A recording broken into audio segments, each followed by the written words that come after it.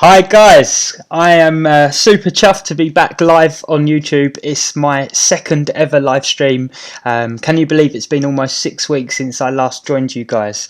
I can't believe how fast this year is going already. We're March already. But tonight's live stream is going to be all about financial independence, retiring early, investing in buy-to-let properties and the stock market. So we're covering quite a lot, and what I would like you guys to do is ask any questions that you would like to me. So just to give you a little bit of background about me, my name's Gary. I run this channel, Free Your Finance. I talk about all of the things that we just spoke about. I own 5 rental properties right now, and I invest heavily in the stock market, mostly through index funds. So if you have any questions about anything in regards to that, please fire away. Also, I am on my journey towards being financially free. So I've actually reached what's called lean fi. So right now I'm living off the income that I get from my properties without having to go to work.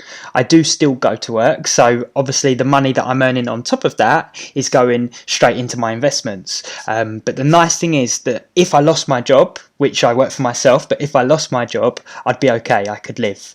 So it's quite an interesting subject that I love talking about. So if you have any questions, please fire away. So first of all, over to the chat. I can see a few guys have joined in already. So Ryan, hello mate, thanks for joining in. Edward, hello, how long will this be live? So usually, last time I did it, it was just about an hour or so chat. To be honest with you, it will depend how many of you guys join in and ask questions. I'm happy to chat for as long as you guys would be interested in chatting. Ryan, do you think buy-to-let landlords are greedy and worsen the housing crisis? Really interesting question. We'll cover that in just a second. Glenn, evening buddy. Yeah, thanks for joining again, Glenn. Cheers, mate. Edward, which would you say was your best income? I will answer that in just a second. Jordan, live your channel. Thanks for joining in, mate. So basically the way this works, I have a selection of questions that I've asked previous viewers, sorry, not previous viewers, I've asked my subscribers. You may have seen that I put out a post to ask any questions. I've got them set up, but what I'll do is I'll work through the live questions first. So while you guys are watching, we can go through the questions. So the very first question I'm going to cover is Ryan's question. Do you think buy-to-let landlords are greedy and worsen the housing crisis? That is a good question. And obviously you're speaking to a buy-to-let landlord, so I will be very much sitting on the fence with my answer. I think you're correct. I think there's many very greedy landlords that want to earn as much money as possible but do very little for it.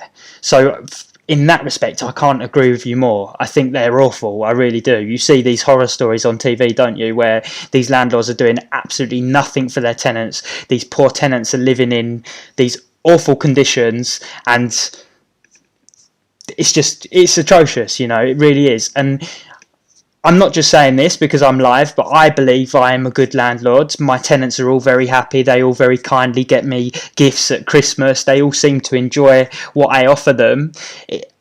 Yesterday, again, you're going to think I'm just saying this. Yesterday, one of my tenants rings. His oven's not working. Within an hour, we've got it sorted for him, you know. So in that respect, I think we're not necessarily killing the buy-to-let market because we're offering a service, you know. Now, if someone wants to pay for that service, then technically what are we doing wrong? So I understand where you're coming from, but at the same time, I think there is a service to provide, if that makes sense. So I'm sorry if my words seem a bit stuttered, but obviously you've put me on the spot a bit, and I'm trying to give a nice sort of even answer to both sides of the story.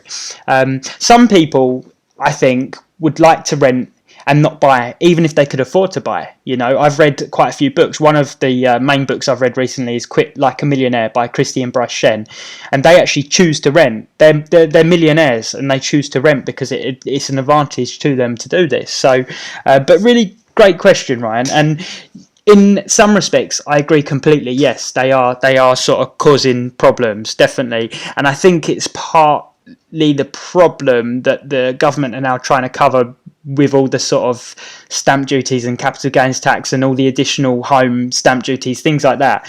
But very soon I've got Glenn joining me on the channel, and we're going to be doing another property talk. So maybe this is something I could put to him and see his thoughts and opinions on. So next question, Edward. Which would you say was your best income? Okay, so my best income right now is by far the buy-to-let properties, and that's because I've been doing it the longest. So I've owned buy-to-let properties for over 10 years. So the money I earn from that is quite a substantial amount of money now. Across the 5 properties, they probably bring in, this is pre-cost, by the way, pre-mortgage, but they probably turn over around £4,500 to £5,000 a month for the properties.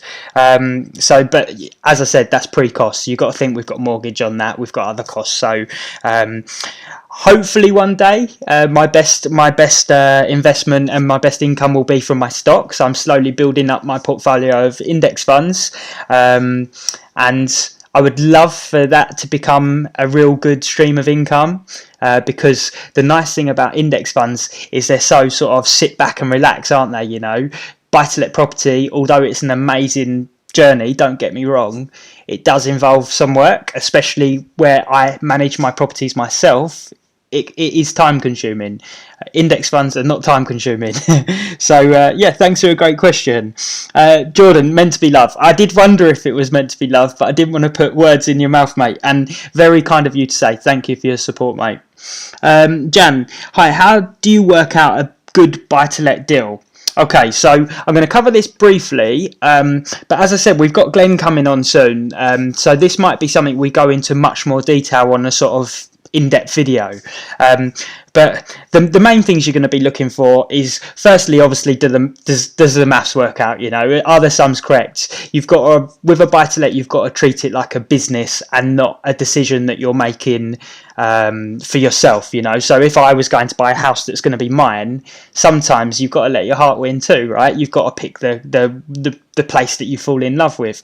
A buy-to-let, it's not so important that you fall in love with it, it's more, does it make sense? So huge thing is going to be down to costs. Next up, you've got to consider the area. So if you're buying, let's say for example, a house for a family, but you're buying it in an area where there's lots of sort of crime and gang violence or whatever, maybe that's not the correct investment. If you're buying a property for young professionals, then a good idea will be to find something near good transport links, maybe train stations and stuff. So I would say there, in regards to what I look for, in regards to finding the right deal, it's mostly just doing the maths. It's working out, what is this property going to bring in each month, what are my costs going to be, and where are we from there? So great question, but as I said, it's probably something I want to dive into a lot deeper, because it's such a big question to answer, if that makes sense. So I hope you don't think I'm sort of brushing it off, but maybe that gives you a few things that I think about when I'm looking at buy-to-let deals. Tom, hi, hello mate, one of your questions is in tonight. I know I've got it all lined up ready to go. Jordan, how do you work out how much to charge for rent, and what structure would you begin your limited company now in 2021 for best efficiency? Great question, Jordan. So how do I work out how to charge for rent is a great question, because since I've been self-managing my properties, obviously I don't have the help of an estate agent anymore that usually value properties for you and value rental incomes. We're very lucky in this day and age that obviously we have things like Rightmove, for example, where we can get very good comparisons for the properties. So to be honest with you, mostly through research, I go online, I find other similar properties, and I work it out from there. So the last property I rented, I actually did my refurb video about it. I don't know if any of you have seen that on the channel, but it was the smallest property I own, and I did exactly that. So I looked at other comparables in the area, I saw what they were going for in a similar location, and to be honest, a lot of the properties I was finding weren't in the condition that mine was in. That sounds very arrogant, but mine was newly refurbished, so I thought it deserved a tiny bit more rent. So that's how I find what my rental, what's the right word? What my rents are worth, So it's probably not the most in-depth answer you were expecting, and there's not a lot that goes into it. It's purely just comparables. But the only thing I would say to that, if any of you have ever had an estate agent round to value your house, that's all they do. They sit you down on the sofa, they get out a tablet and they open Rightmove, and they say, well, this is some other stuff we've sold in a similar area, this is roughly what that sold for, and this is what we think we could sell yours for. So yeah, it's just from knowledge basically, and over time you will build a bit of knowledge knowing exactly what properties are worth. For all the flats that I own, I have notifications on Rightmove, so if another property in a similar area goes up, I get an email notification, which is really useful because it keeps me in touch with the current values, which can be quite helpful. Glenn, how long did it take to buy your 5 buy-to-lets? Thank you for your great question, mate. So I bought the 5 buy-to-lets in over about 11 or 12 years. I know it sounds awful that I don't know the exact answer, and I do need to find out, and I know who will know. My mum will know because she'll have it wrote in a diary when I bought my first property, but I believe I was 18. So if I was 18, it's 13 years, so it's somewhere in the region of over 10 to 13 years. The last one that I purchased about 5 years ago, so I stopped investing in property. Well, that's a lie, I haven't stopped investing in property. The last property I invested in was 5 years ago. But thanks for a great question, Glenn. Yes, happy to chat about that on your channel. Brilliant. So as I said, if you guys have got sort of pressing subjects that you would like us to talk about in regards to property, fire them over either on tonight's chat or get them over to me on the channel some other way, or any of my social media platforms, and we're going to be having an in-depth discussion. We've got lots lined up, so I don't know how long Glenn's got. We've got commercial property, we've got shared ownership, so it's going to be an exciting talk. We're going to be going through all of that. Next up, Paul Craig, what is your view on REITs vs buying property? Honest answer, I don't really know anything about REITs. I know what they are, but they're real estate investment trusts for anyone that doesn't know. But I've never had any experience investing in one, so I don't know. What I can imagine is it gives you a nice diversified access to investing in property, and probably with less risk, but I don't know because I've never invested in one. So thanks for a great question, but I'm sorry I can't answer any more. But it's definitely something I would look into. Maybe put your comments in the chat if you've looked into REITs yourself and what you found. So Jan, if you were to do it all again with the knowledge you have, would you do buy-to-let or stocks and shares? I love this question, and I have answered it on the channel before. And the truthful answer would probably be both.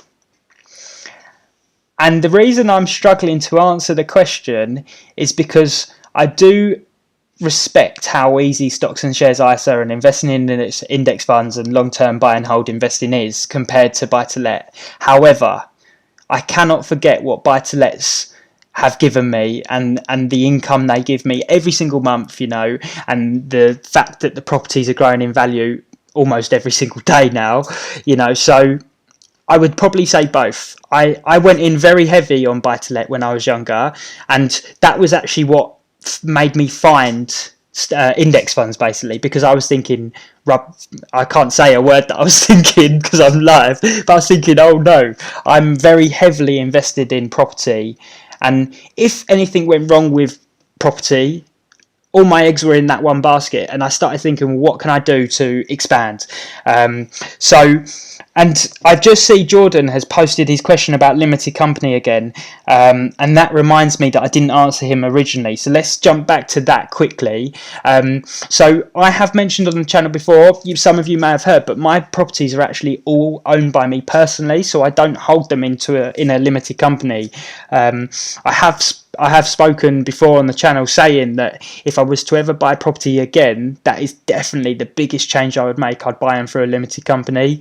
When I first started buying, I was probably very naive, and I don't think buying in limited companies was quite such an in thing to do, sort of even 13 years ago, when you were just buying sort of one property as a bit of a sort of what's the right word? A bit of, I don't want to sort of undermine myself, but a bit of pocket money, I suppose, So yeah, I didn't buy in a limited company. It's probably one of my biggest mistakes when it comes to investing. So any of you guys that are thinking of buying property, that would be one of my tips, that if I were doing it again, I would definitely wrap them within a limited company. So yeah, thanks for all these amazing questions coming in.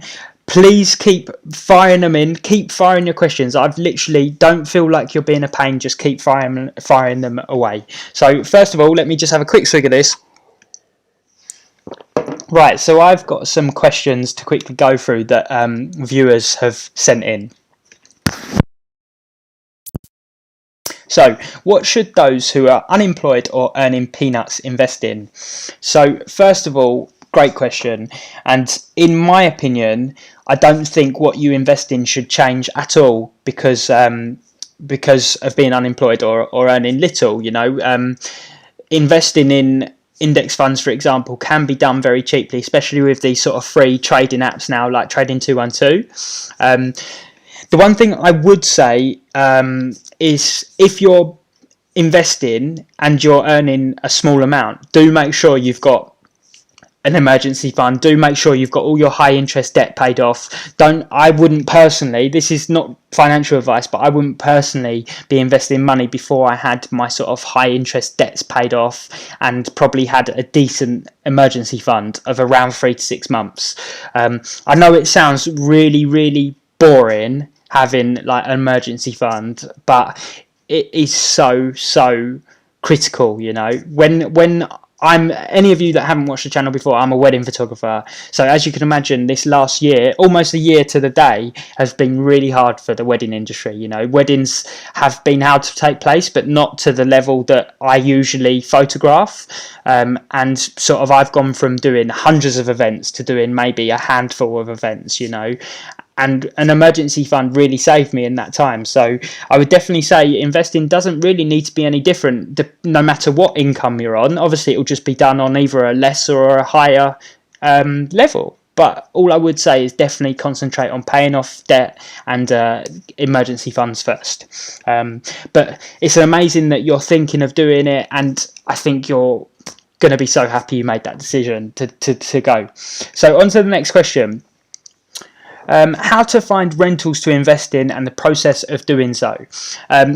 We sort of briefly spoke about this earlier in tonight's live stream, but I'll go into it. So mostly I would certainly be going to Rightmove. It's the obvious place to go. It's amazing what a sort of market share they've got. I would be going straight on there. I'd be looking at, by then I've usually got an idea of what I'm looking for. So albeit, let's say for example, a 3-bedroom terraced house, and I'd be literally putting in those filters. I'd be putting in an area that I want to invest in, and then interestingly, you can add at the top when you search, you can add keywords. I know Glenn spoke about this recently, but you can add keywords. So you could, for example, if you're looking for a doer-upper, you could add the keyword of modernisation. So if you were looking for something that needed that modernisation, then hopefully an estate agent would have wrote that in the description. So yeah, I would definitely be going straight to Rightmove. I have tried contacting estate agents before and sort of saying, oh, I'm looking for properties, like please say. But to be honest with you, I haven't had fantastic success with that. Often I found that they just send anything over that has nothing to do with what I asked them for. So you could try going to an estate agent and sort of asking them to keep you in mind if they should get certain properties. The only thing I would say is, in my opinion, I don't know about this, but I should imagine an estate agent has a sort of a phone book of investors that are probably sort of ready to go, and almost within a few days they could have those transactions going through. So maybe as a newer investor, you may not be the sort of first on their dial, if that makes sense. But great question. So on to question 3. This one was off of YouTube. So Connor asked, "Hi Gary, my question is, what ways did you come up with the funds for your first buy-to-let property, and did you buy your own house first or start purchasing a buy-to-let first?" Great question, mate. So the funds for my first house, it was just plain and simple saving hard and working hard. So I was awful at school. I was really awful, and I was quite mischievous as well. So all I wanted to do was get to work. The minute I got to work, I felt like I was sort of in my place, the place where I belong to be. I loved working, I loved saving. I never got a spending bug. I wasn't the most exciting young man ever, was I? So luckily I saved hard, I worked hard, and it all paid off, so by the time I was 18 years old, I had enough money to invest in my first property. It's a very quick funny story, but basically I had all the money in an ISA that I'd been saving up over years, and I got my year's interest, and it was like literally laughable. It was laughable how low the interest was. And I remember I went downstairs into my dad's study and I said, Dad, like, what am I going to do? And I said, this is awful. And he said, why don't you buy a property?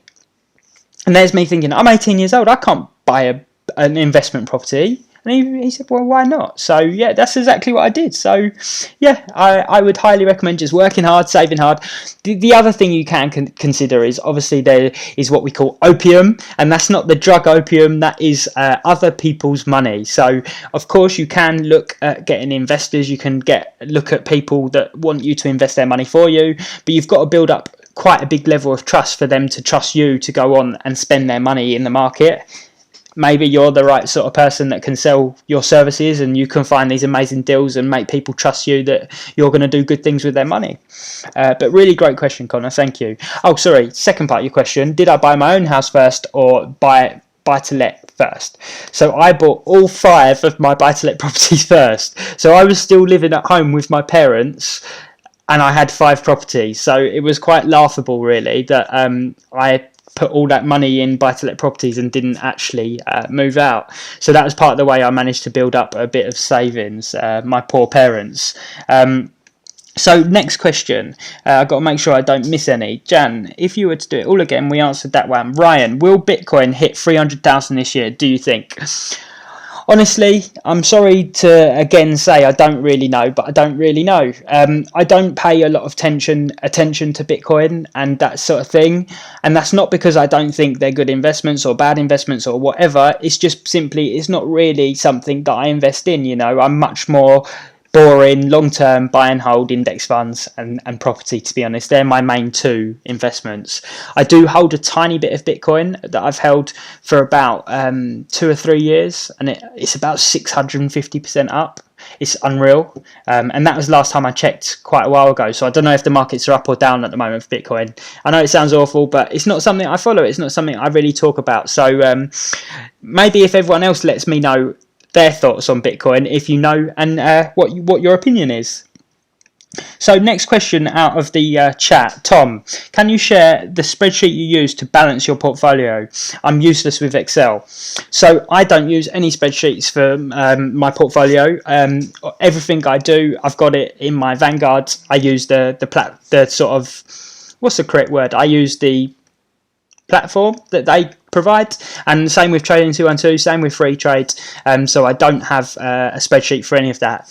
The only spreadsheet I have is for my Magic Formula investing updates. I don't know if any of you guys have seen the videos for this, but it's basically from a book I read, The Little Book That Still Beats the Market. That the author Joel Greenblatt has made a stock screener, which he claims that the stocks that the stock screener throw out can outperform the market.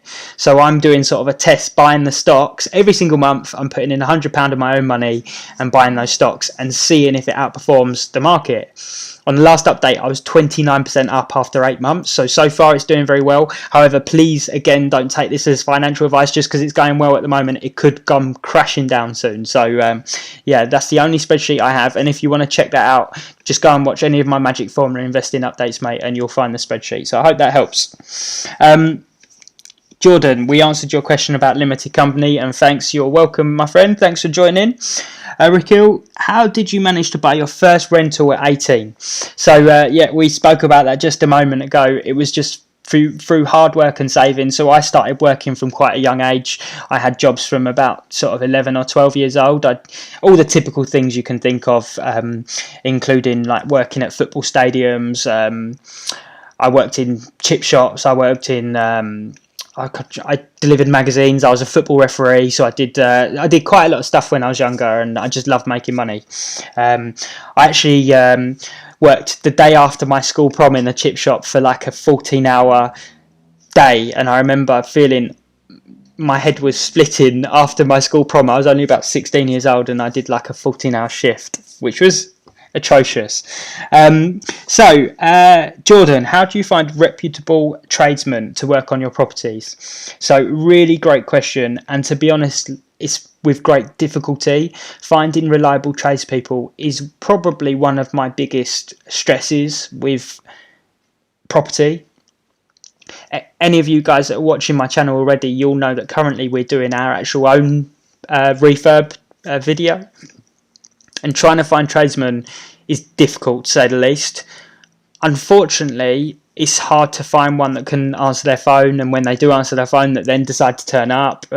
Now, by no means am I saying that all tradespeople are like that. We have come across some amazing tradespeople, but it has been difficult, and it's probably one of my sort of biggest stresses with property.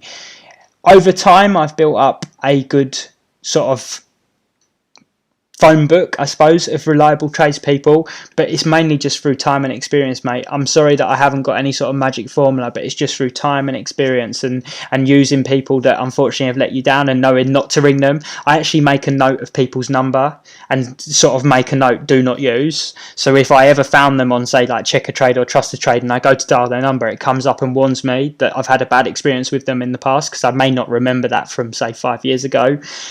So unfortunately, I would say finding good reliable tradespeople is one of the most difficult things. So anyway, we're going to move on to a couple more of the user questions that were sent in beforehand. So next one is Tom's question. He is actually online tonight, so thanks for joining, Tom. So hi Gary, can you make a video on remortgaging and the steps to take to get the best deal, or maybe just talk through it live if you don't think it warrants its own vid?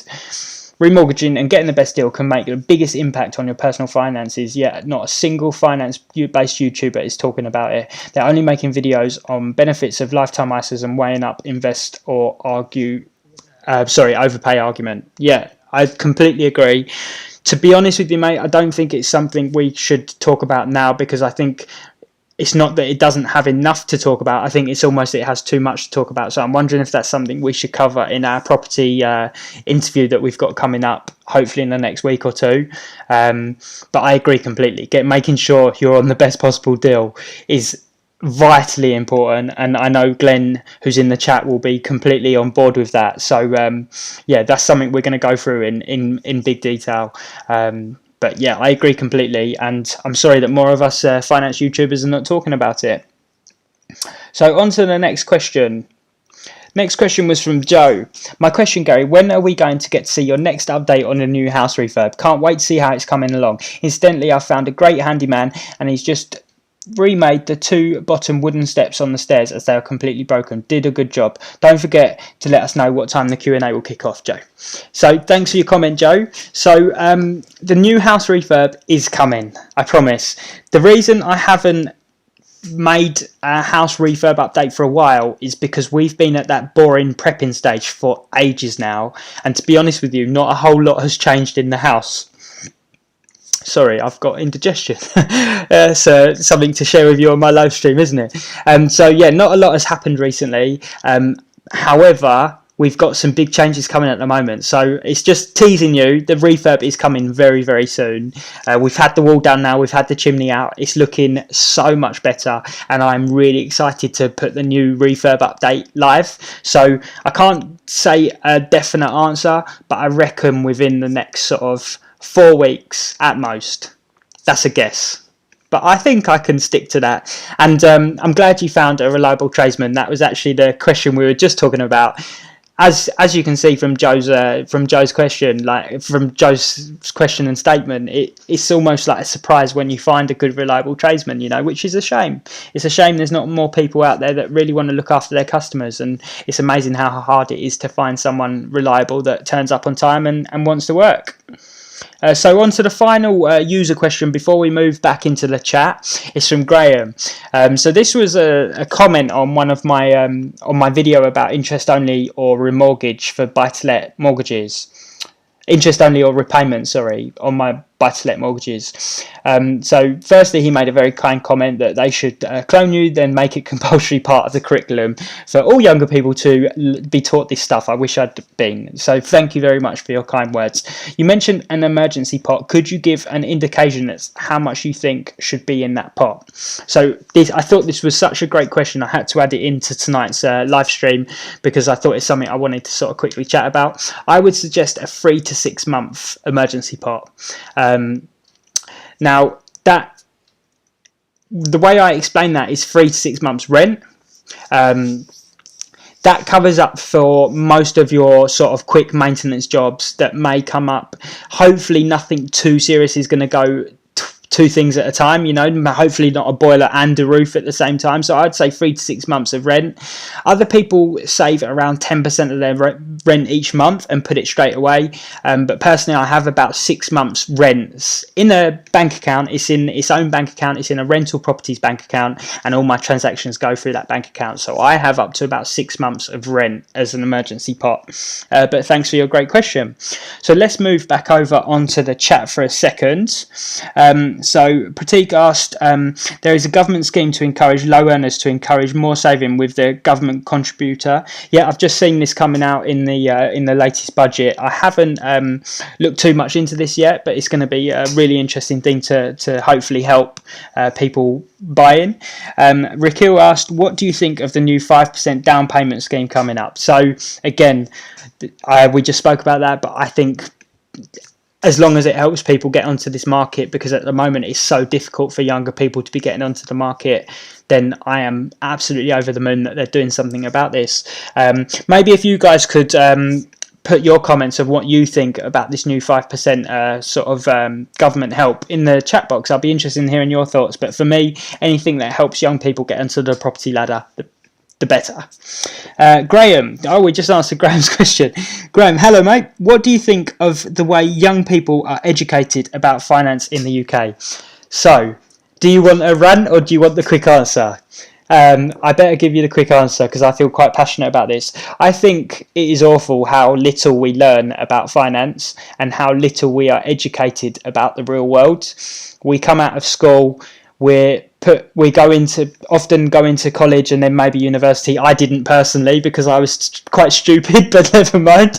And I think it's absolutely awful how come university we're taught to take a student loan, we're taught to take as much as possible. It's very much the straight away we're put on to getting credit cards, you know, and it's quite scary how we're sort of guided through that almost, you know. And I do think that's worrying. I think this sort of stuff should be spoken about at school. I think it should almost be a sort of a weekly lesson on finances, you know, and learning some of these vital things. If you think about compound interest, for example, I've made a video about this before. If someone started investing at sort of 16 to 18 years old, you imagine by the time they're retired, even if they put a small amount away, they'd be millionaires, multi-millionaires maybe.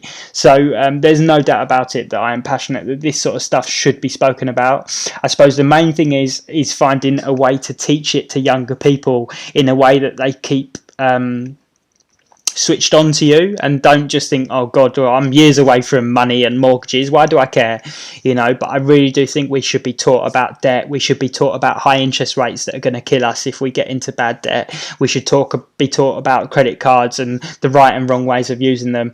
And I do think it's something that should be spoken about a lot more, and it's not, unfortunately. So there's my short rant, and like I said, I could go on for hours more. Tom, cheers buddy, look forward to it. You're absolutely welcome, mate. And like I said, I'm sorry I couldn't give a more of an answer, but I think that it's just too much of an in-depth question that it deserves to be in a proper property video.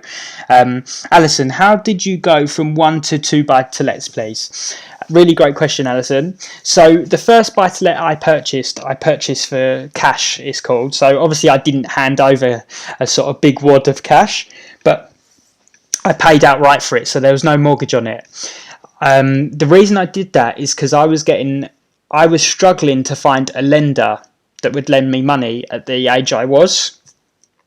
Maybe that was just not going to the right people that could help, but for whatever reason I was struggling to find a lender. So basically I ended up paying outright for this property. Luckily I'd worked hard for it all my sort of young working life from teenage years. So after owning that for 6 months, I was then able to raise a mortgage on it. I could then borrow money out of the property, which allowed me to then buy my second one. And from then on, I've done very similar to buy the third, fourth and fifth. So basically, I've borrowed money out of the property. Once the property values have increased, I've borrowed money out and I've purchased the next. And that is one of the powerful things about investing in property, is leveraging money. And it's something that's helped me get to 5 buy-to-lets fairly quickly. So on to the next question in the chat before we move over onto some more user questions. Jordan, what is a good rate of interest for a mortgage? And would you go for repayment or interest only for your first property? 2 really awesome questions, Jordan. Good rate of interest. I am embarrassed to admit, but I'm not actually up to scratch with good interest rates right now, because if you're talking about buy-to-let properties anyway, all of my buy-to-lets are fixed for 5 years. So to be honest with you, I haven't looked for such a long time. I think I've got a couple of years left.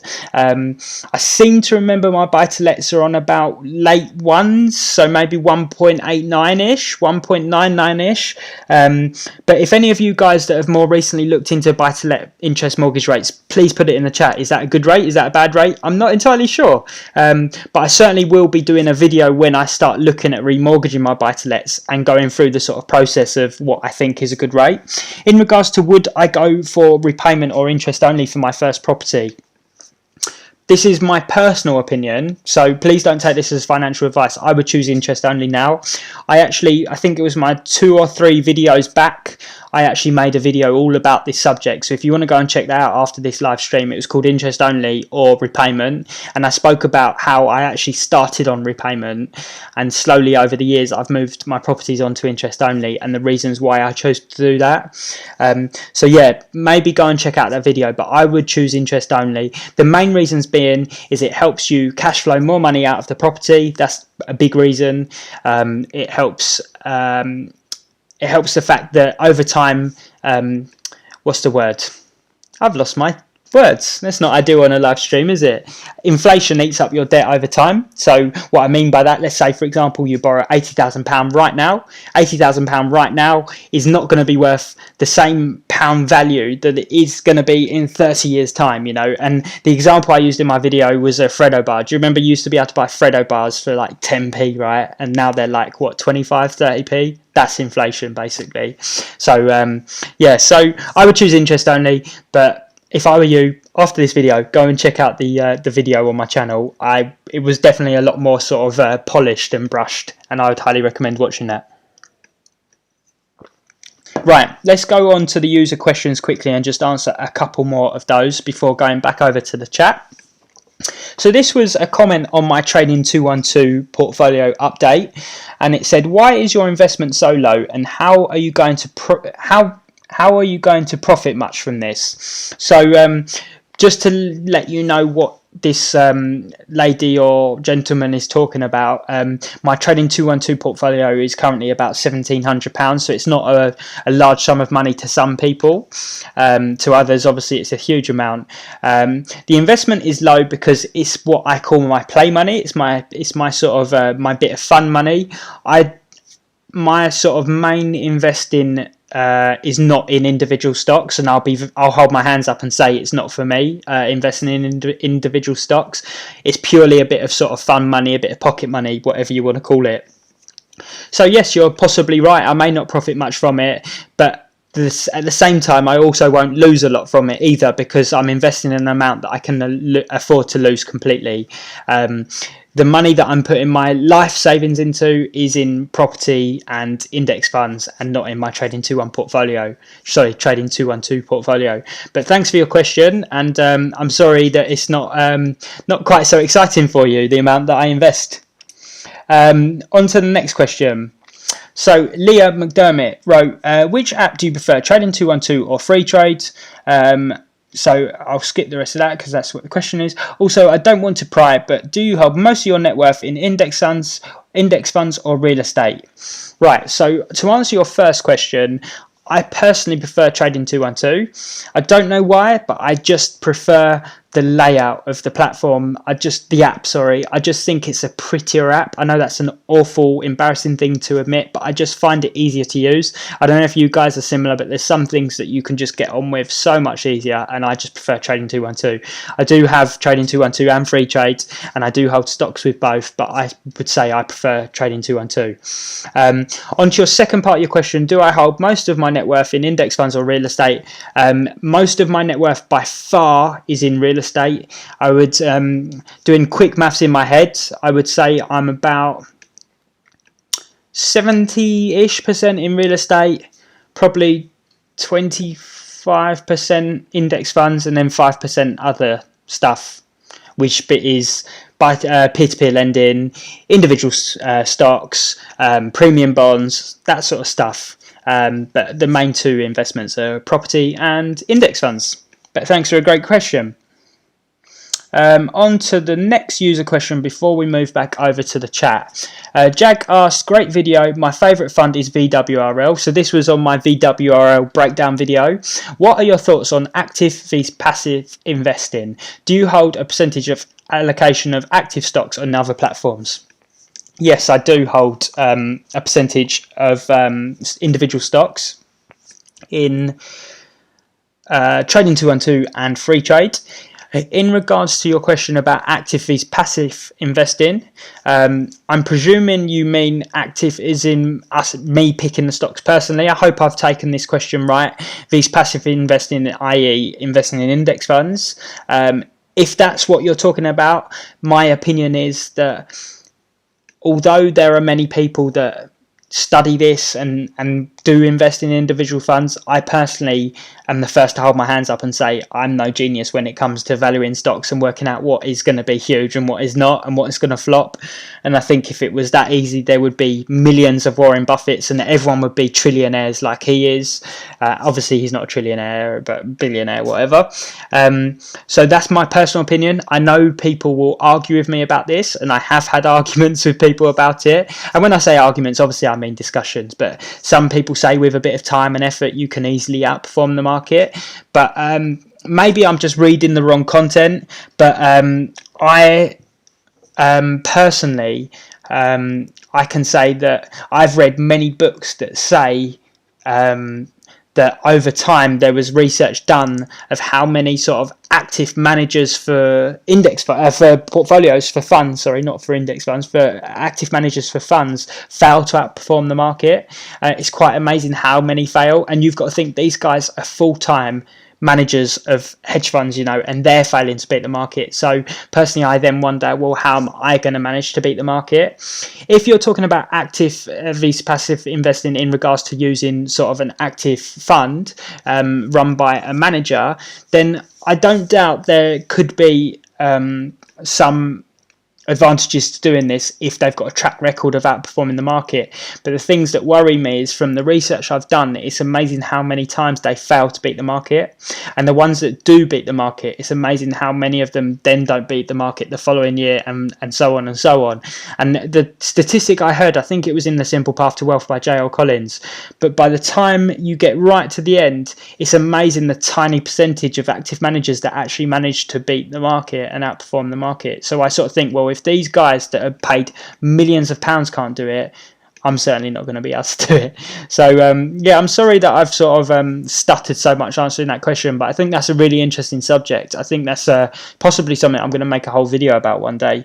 But let's move back over onto the chat and speak to a couple more people on there about their questions. So Jordan asked, do I recommend any books on further reading on finance? So it depends on the sort of books you want to read about finance. So books for financial independence, I really like The Simple Path to Wealth by J.L. Collins, and I like Quit Like a Millionaire by Christian Bryce Shen. In regards to investing in more general, rather than just for financial independence, I enjoyed the little book that still beats the market, which is to do with the magic formula stock investing that I'm doing at the moment. That's by Joel Greenblatt. And I've also recently read a book called The Psychology of Money. That was interesting too. I haven't got the author in front of me, and I don't want to shut my phone because that's where the questions are coming up, but I'm sure a quick Google search will find it within a few seconds. But that book was recommended to me and I enjoyed it. And then a couple more sort of mindset books when it comes around to sort of finance. 4-Hour Work Week I really enjoyed. It's more about sort of understanding the value of your time and putting your time towards things that actually make you money. And it's amazing how many of us put too much time into things that don't really give us back the same amount of value, if that makes sense. However, I recommended that book to my sister and she thought it was awful. So be interested to hear if you think it's good or bad. So any of you that have read the 4-Hour Work Week, let me know in the comments maybe if you liked it or disliked it. But I'm sorry to my sister who didn't enjoy it. I'm sorry for wasting your money, but I really enjoyed it personally. And the other book that's more about sort of mindset with money is I Will Teach You to Be Rich by Ramit Sethi and Rich Dad Poor Dad by Robert Kiyosaki. So there's 6 books to get your teeth into. I think it was 6, maybe it was 7, but there's some books to get your teeth into. Some of the favourites that I've read. I've got a goal to read more books. I think I'm on about my 3rd book this year, which I know doesn't sound like a whole lot compared to some people, but for someone like me, I'm quite chuffed with that because I've never been a big reader and spend much time in that sort of stuff. So I'm quite pleased I've got through 3 books already.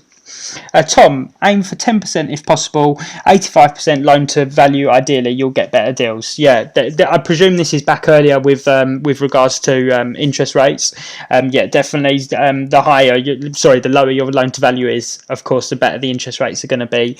And I'm really excited when I do get to remortgage my properties to start doing some investigation of the interest rates that I can now get. I'm wondering how good or bad my interest rates are right now. I'll be really interested to find out.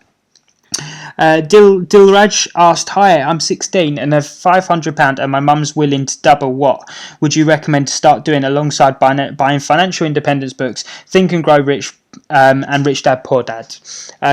So firstly, amazing that you found this at 16 years old. Like, the amount of money you're probably going to have by the time you retire is going to be truly incredible by finding this so early. Next up, I must say that whatever I'm about to say is by no means financial advice. This is what I would do personally, okay? So please don't follow what I'm saying. It's really important I say that to you because £500 is a lot of money and I don't want you to follow what I would do. But if it was me, and I'm talking purely from my own opinion, if it was me, the first thing I would do is I'd make sure I haven't got any debt or anything like that. It's high interest debt. I'd make sure I've got some savings for things that I wanted more immediately. So a 16-year-old, I don't if you're based here in the UK, soon you might be starting to want to learn to drive. So maybe you're going to want some savings for your driving lessons and things like that. So firstly, I'd consider bog standard saving. I know it's not the most exciting thing in the world. And then after that, I would probably consider investing a little bit of money, potentially in a low-cost index fund. I would potentially look into opening a stocks and shares ISA with a low-cost platform such as Vanguard, and I'd be investing in a very diversified world fund such as VWRL. However, please don't do what I said, and obviously do what suits you and your life. Obviously, I don't know enough about you to ever give any recommendation, and I don't know enough about financial information. Really, you need to go and seek professional financial help. But again, amazing that you're finding this at such a young age. Tom, Gary, would you consider changing VWRL to the accumulation version? Tom, I would absolutely love to change VWRL to the accumulating version, but for some annoying reason, Vanguard's own fund, VWRP, the accumulating version of VWRL, isn't available on their platform, which is frustrating. But if it was, 1,000,000%, I'd be changing over to the accumulating version because, as you quite rightly sort of make the point by asking that question, it's so much easier because all of the dividends paid are automatically reinvested for me. So it's very frustrating that it's not available on the platform. Hopefully one day it will be. But Out of interest, do you invest in that fund? And if so, who do you hold that fund with? Maybe you could write a comment on. Graham, I see Trading 212 are now charging for currency conversion on foreign trades. Should I look for a different platform? I didn't know that, so it's very interesting. And I suppose I would be going straight to Mr. Google and finding out and doing a good search, because that's definitely, it depends on the charges, doesn't it? But if you're doing a small trade of a small amount of money, and the currency is the currency exchanges are adding up, then obviously it's soon going to become a problem. So possibly. I'm sure you'll get some comments from other people in the chat, because I know a lot of you guys are all on Trading 212 users too. Jordan, thanks man, keep it up. You're absolutely welcome, mate. Keep firing questions over. Like I said, I can keep going. I'm sure my girlfriend won't be very happy about this, but I can chat forever. So whatever you need, mate, just keep firing the questions. CSP, FreeTrade offers fractional buy-in, I presume that means, on American stocks only. That's the point, didn't I see? Yeah, Tom asked earlier. I don't think FreeTrade does fractional shares. Well, according to CSP, it does it on American stocks only. Yeah, I don't know, actually. I've never tried. So Tom, how do you weight your Vanguard portfolio, matey? You use a spreadsheet to show me the weightage when you do your Vanguard portfolio updates. Yeah, of course I do. Was it yourself, Tom, that asked about my spreadsheet earlier? Yeah, I have a simple spreadsheet for that. Yeah, go and check out any of my Vanguard portfolio updates and you'll find my spreadsheet and how it's laid out. You're absolutely right. So I weight it very heavily in the US right now. So I'm about sort of, I forget exactly, but I'm 80+% in the US right now. I will slowly be bringing that more down to the weights that the world market is, which US makes up more, about 60%. But I am very heavy in the US right now just because of how amazing they've been doing over the last 15 years. And I don't see it changing in the immediate future. Whereas before I was investing a lot more in the S&P and things like that, which makes me more heavily in the US, I am now investing much more heavier into just world tracker funds. So slowly as my investments increase, it's naturally going to reduce when I'm buying more of the world funds rather than the S&P, if that makes sense. So my US holding is dramatically going to drop eventually. But great question, Tom. Dilraj, thank you. You're absolutely welcome. You're absolutely welcome. And again, like I said, I don't mean to say too many times, but just don't do what I said.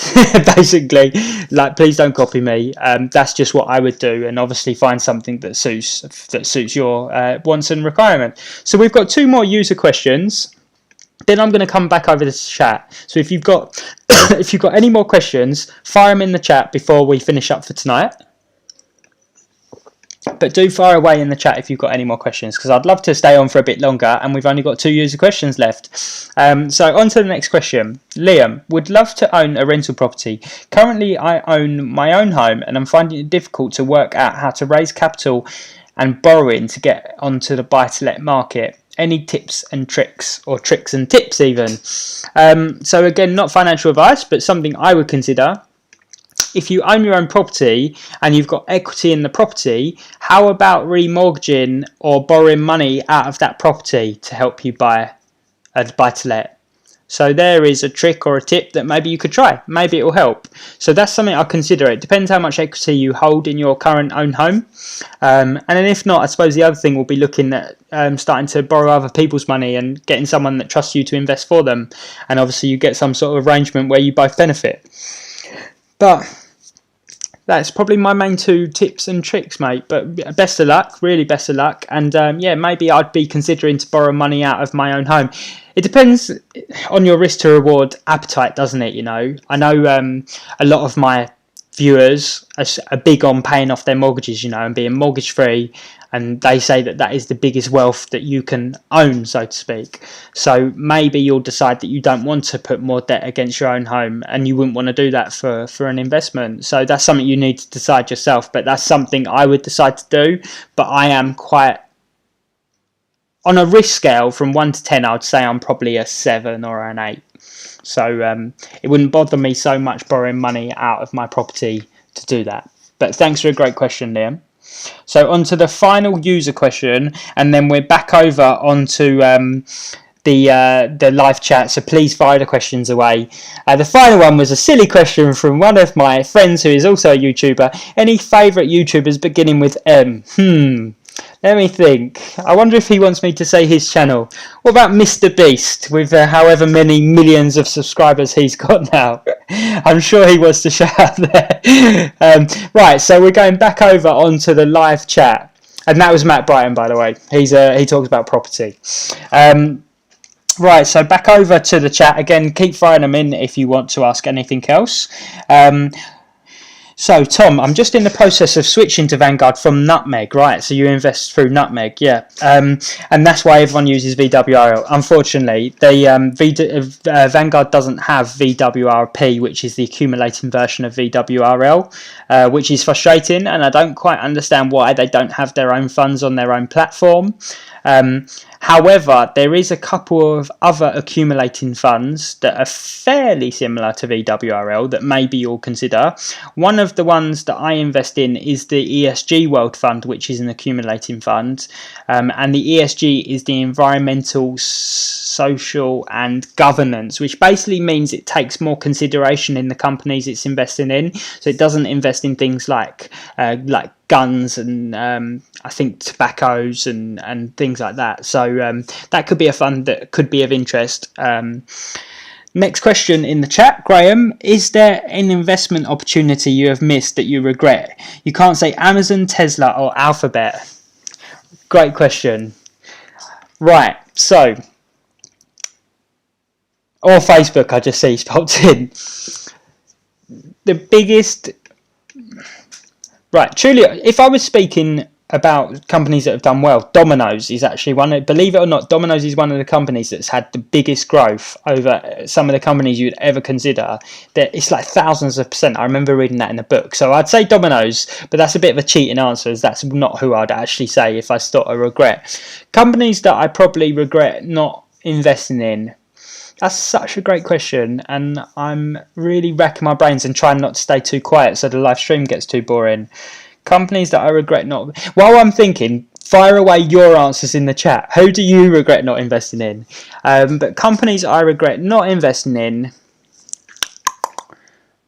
Can I have a think about it, Graham, and get back to you in a minute? Is that all right? Because I want to give you a good answer and not just say something that I'm just sort of saying off the top of my head, you know. All right, on to the next question. Hambo, if you haven't already, can you do a vid on those who manage to max out their 20k allowance and then use general account? How does capital gains and dividend tax and paperwork to be completed, etc.? No problem at all. I can certainly do that. So I may well actually be doing that myself because I max out my ISA each year and I am left with a little bit to invest. So I have been thinking of opening a general investment account. So it may well be a sort of almost a case study on myself, and it may well be me in that position. So yeah, I think I certainly can do that for you. Tom, Gary, did you buy any stocks in the current correction? If so, did you jump into Tesla? I did buy some stocks, but the ones I bought, you're probably going to think are quite boring. None of the main big guys like Tesla and stuff. I bought some PayPal. And by the way, please don't follow me because by no means am I any expert, but I read some stuff about PayPal and how their earnings have been quite fantastic recently. And with so much moving online over the lockdown periods, these companies need a way of processing the transactions, and at the moment PayPal are one of the leading companies doing this. I purchased some Western Digital, which is a maker of hard drives and stuff. I've got to shut the chat quickly and open my Trading 212 and see what else I purchased. 2 seconds, it's just loading up. As I'm sure you can see in my glasses, the blue screen. I purchased some... Are you all tense? Are you all excited waiting? I purchased some Workhorse. So they specialise in electronic vehicles. They have had an absolute boom, and I wonder if I'm a bit late to the party on that one, but I only invested a small amount. And then finally I invested in a very small company called Verify Me. Verify Me, their name pretty much says what they do, but they're to do with sort of cyber security and password protection. But they're a fairly new company that have recently become profitable, and I read some good stuff about them online. I know that's not the most sort of financial analysis that you can ever choose, but yeah, they're who I purchased. Those four, I purchased them last night actually. So great question. Hambo. Tom says you're getting sick of my question. No, I'm not at all. I love the fact there's people asking questions, to be honest, mate. I said this last time I did a live stream that I cannot believe you guys will give up your Sunday night to listen to me ramble. So if you've got questions, please fire them away. I'm so grateful you guys are here. Hambo, cheers. Great channel, by the way. Thank you very much for your kind words, and you're absolutely welcome. Like, I will love to speak about anything with regards to finance, financial independence. I know Graham asked this question earlier about why the fact, do I think it's sad that children don't know more about finances, and that's massively why I started my channel, because I was concerned how people weren't talking about finance as much as I'd like them to, and it be a norm, you know. And I don't know if I can say this on live stream, but there's research that says people are happier to speak about their sex life than they are to speak about their finances, which I think is really sad, you know. I think it's really sad. So yeah, anyway, so I'm going to move back to Graham's question, which was, is there a stock that I feel like I missed out on? And I have to admit, I still can't think of one that is truly one that I feel like I missed out on. The obvious answers are companies like Neo and things like that had a real boom. Do I wish that I got in on them? Of course I do, but to be honest with you, I didn't know enough about them, you know. Katie's just put Wells Fargo, so I did invest a bit in Wells Fargo, and they've been doing okay, and they've dropped quite a bit since their past value, so they've been valued at much higher prices than they are right now. So I do wonder if that could be a good investment one day. But yeah, I can't think of any that I really feel like I missed out on, which is a good thing, I suppose. It's because I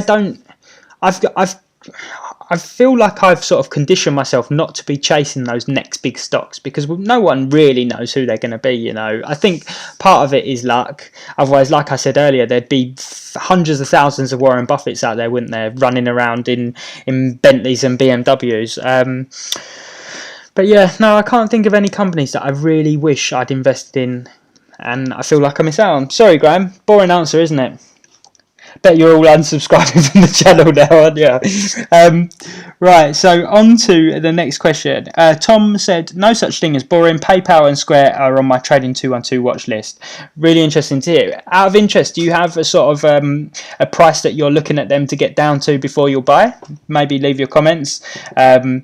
And yeah, I'm sort of with you there, Tom. I think that PayPal have got some sort of big things ahead of them with everything going so online at the moment and being sort of forced. I think so many people are getting used to buying that way that PayPal is going to hopefully boom. Hopefully my stocks will go up, right? We'll see. So as I said, Katie said Wells Fargo. Yeah, I have bought some Wells Fargo recently, and as I said, they're well below previous value. So whether or not that's a good thing or bad, we'll see. But talking about companies below value, obviously that's part of what my my trading, not Trading 212, my Magic Formula investing videos do. One of the ones that I bought recently that was below value was Discovery, and that has almost gone up 200% already since I've owned it in about 4 months, which is incredible. They've suddenly rocketed up, which is amazing. Graham said, is Amazon Fresh the time to move out of supermarket stocks? I think quite possibly, mate, at the moment. The way things are moving online, it's quite scary for these, even more so than supermarkets, it's scary for these poor independent retailers, isn't it? Not even talking about stocks. It's scary how good things are buying online now. I purchased a USB stick the other day, and it was here.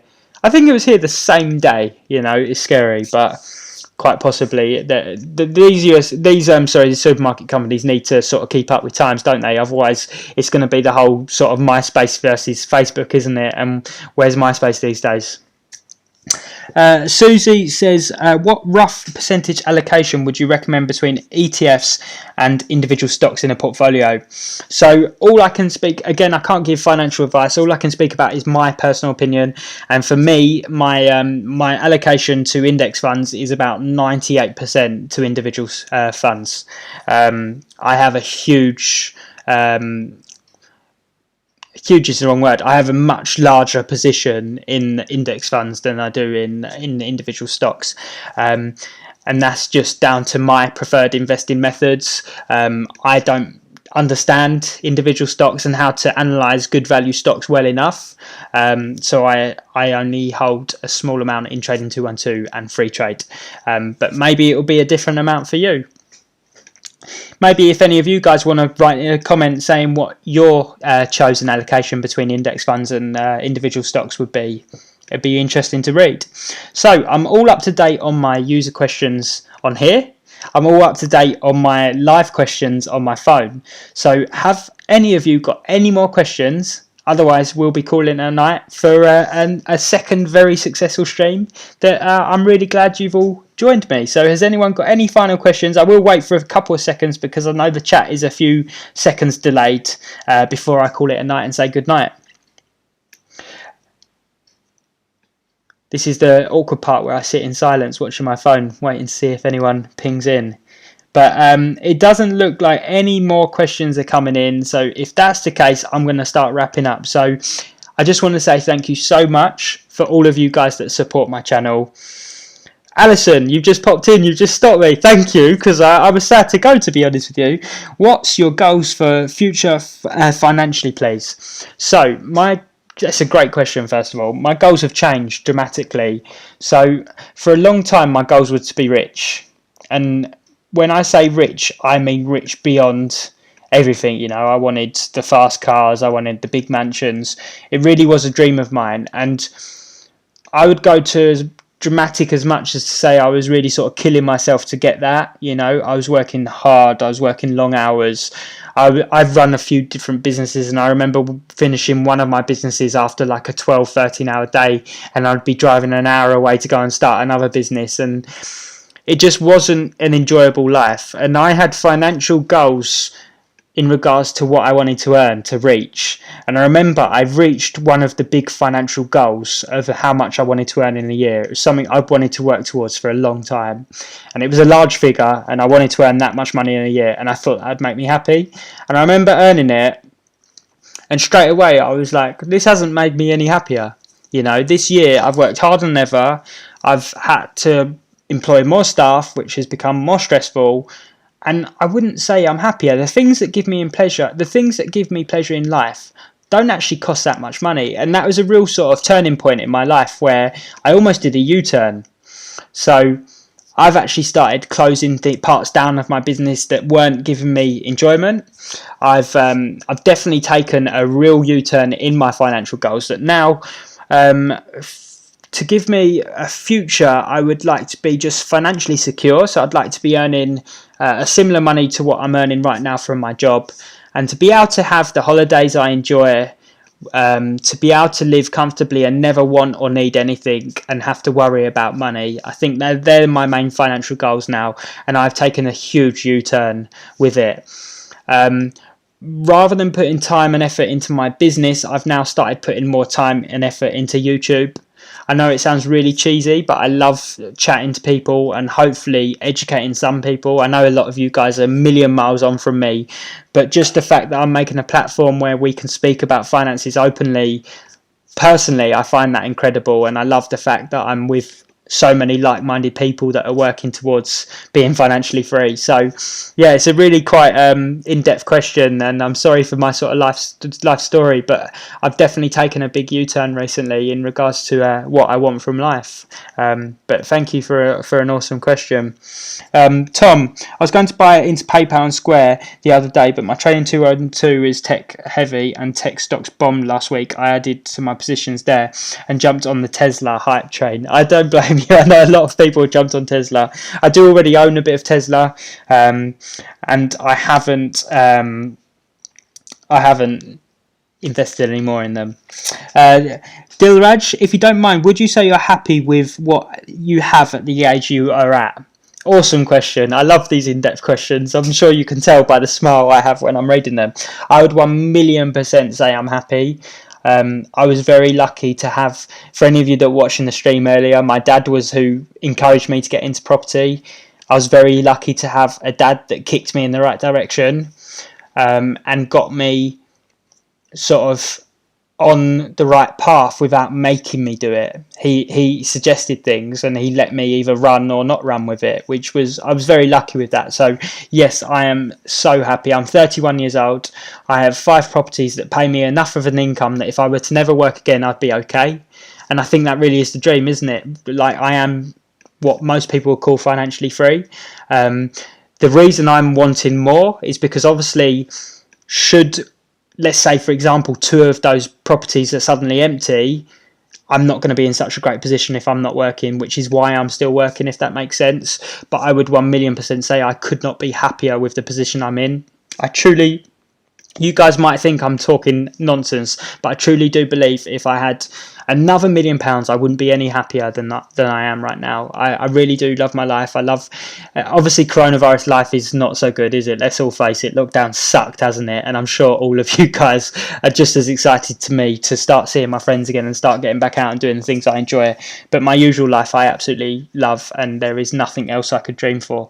But thanks for a great question, Dilraj. Graham, extra 10 years on your life or 10 million cash now? 10 years on my life.